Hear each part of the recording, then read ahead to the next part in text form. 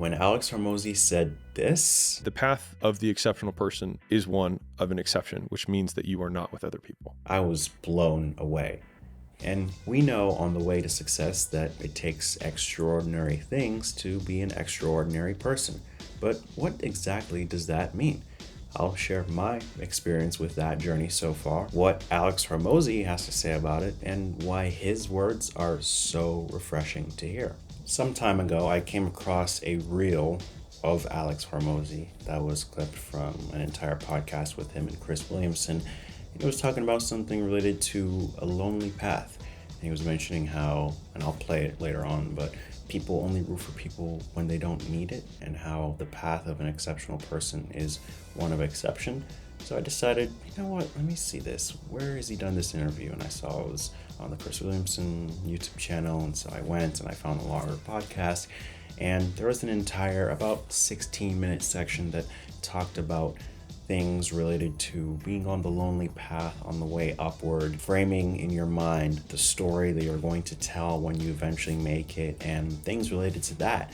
And I was like, I needed to hear this. And for myself, but not just myself, my entire family, being the type of people to be in self-development mode or to listen to that kind of content, and even as we slowly, more and more as the years went by, the conversations you have changed. The thinking that goes on in your head changes. Who you interact with changes, because now you start to shift your conversations from things of small talk and things of lesser level stuff, more weather dominated, more what happened in the news type stuff, more did you see the game last night type of conversations, over to, man, I listened to this guy's podcast the other day and he really said this thing that was super valuable to me. What do you think? Or, you know, I was researching the real estate market now that Donald Trump is elected president for the second time, and man, the stocks really went up and stuff, and things of that nature. That's how your conversations shift. And that didn't only affect my parents, who have told us of many times where they've just felt stagnant in relationships as they became more self-development focused and, you know, focused on creating wealth and things of that nature. But it was also myself and my sibling. When you, especially in person, I went to an online school and it was a bit better there, but in person is really where it's at, right? And so when you start to look around and analyze who you're connecting with, you see that they're still good people, and it's not to degrade them or anything about them, but it's like, yeah, I don't know if I can have these same type of conversations that I really want to have with these people. I'm not sure it's just going to jive well, or I don't think it's going to work well, and it did not, and that's really been a theme. And of course you work to put yourself out there, and we've gone to a lot of conferences actually, and we've gone to many self-development places, but those are out there. Those are also out of state. And so you go to one that's maybe a time zone over or nearly half a day worth of a road trip.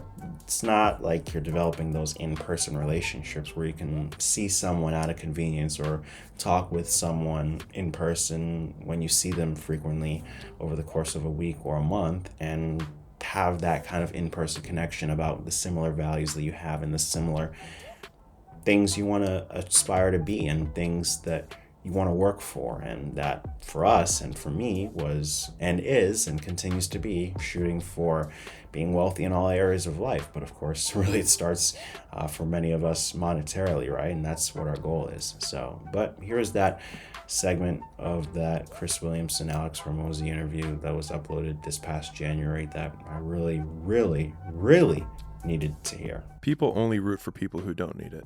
The amount of times when I was on my lonely path where I was too different from the friends that I had, but not successful enough to be friends with the people that I wanted to be friends with. That's when you want people to root for you. That's when you want people to support you. Once you've already won, people are like, he's amazing, he's so good. But like, that's the time when you need it the least. You always have to be the person who roots for you before everyone else does. And it's usually a single clap in the auditorium for a very long period of time. It is a slow clap that's just you rooting for you. And that visual, I think, is one that you can kind of take, because it is people struggle to do things alone. And the path of the exceptional person is one of an exception, which means that you are not with other people.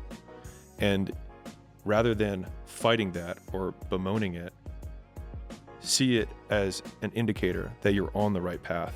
Because if everyone else were cheering you on, then it means you're not in the right place, because it means you're just like everyone else, and that's not where you want to be. He's cooking. He is cooking all right. And I really resonate with where Alex said about being too different from the friends that I had, but not successful enough to be friends with the people that I wanted to be friends with. And I feel that a lot.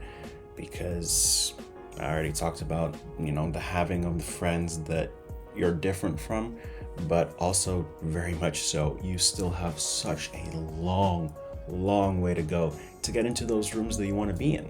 I will say there are some good ways to start.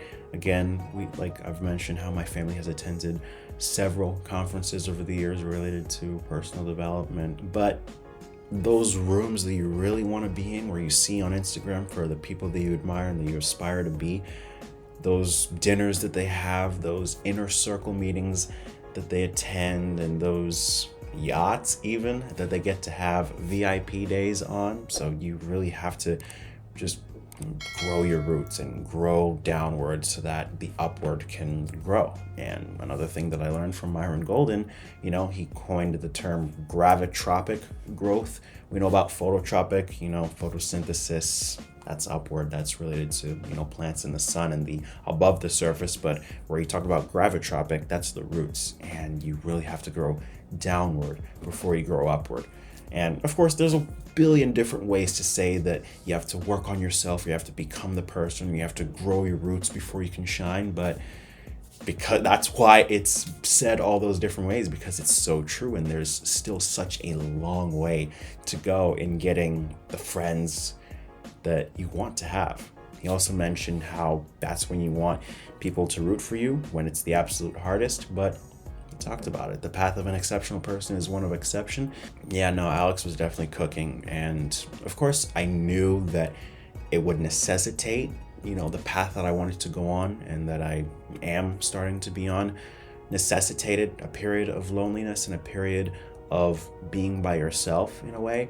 But just hearing it from him, because I don't think the way he said it, the way he described it, and again, that entire segment of that full podcast from about an hour 50. I mean, these gentlemen talked for about 3 hours plus, but from about an hour 50 to 2 hours and 6 minutes, that 16-ish minute segment, the things that they talked about and how also framing this path of isolation and lonely journey as a hero's journey and building it up. And he talked about the Rocky cutscene being 90 seconds in the movie that everyone sees after we already know the conclusion, he's a hero, but lasts 5 years in reality.